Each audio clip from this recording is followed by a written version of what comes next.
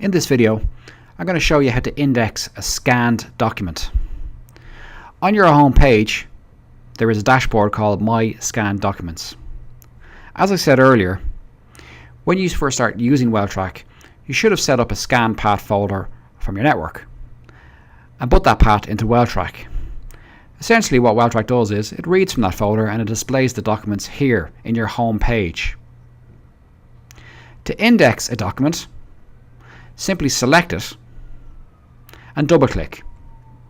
In this example, I'm going to assume that this is a signed terms of business from our friend James Nolan, who we set up earlier.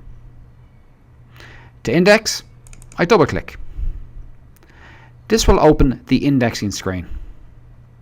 To start with, if I'm not sure who this documentation is from or who it's in relation to, I should look at the document itself. I also have a zoom feature which I can use to read the document more closely if I'm unsure. In this case, I'm going to assume this is a signed terms of business from James Nolan.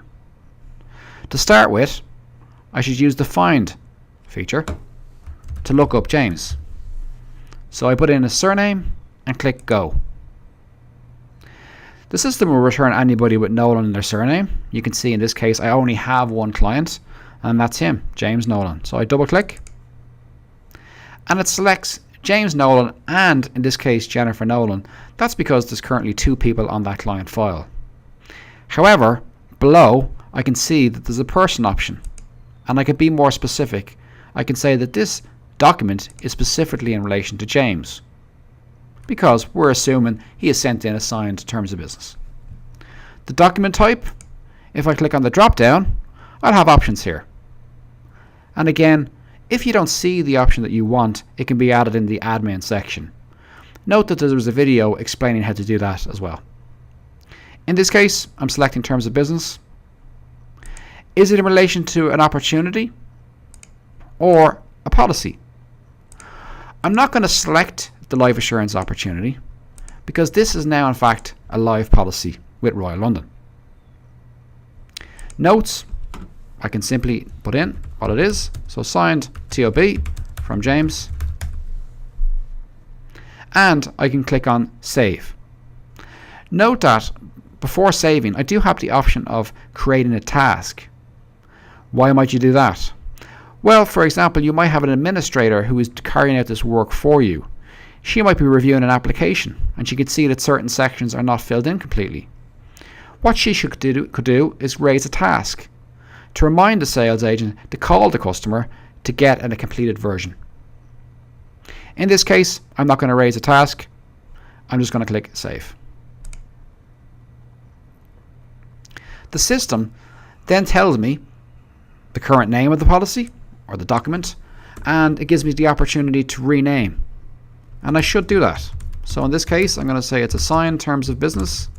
So it's clearly labeled in his document library. Press OK. And the system tells me it has been successfully indexed to his client file. Click Documents menu to view it. If I now went into James's file and click on the Documents library, I'll see that document. Note that after you've indexed something, the system will automatically display the next document in the dashboard. So now that I have indexed his TOB, the system is displaying the next document in the scan folder. If I close that and look up James's file,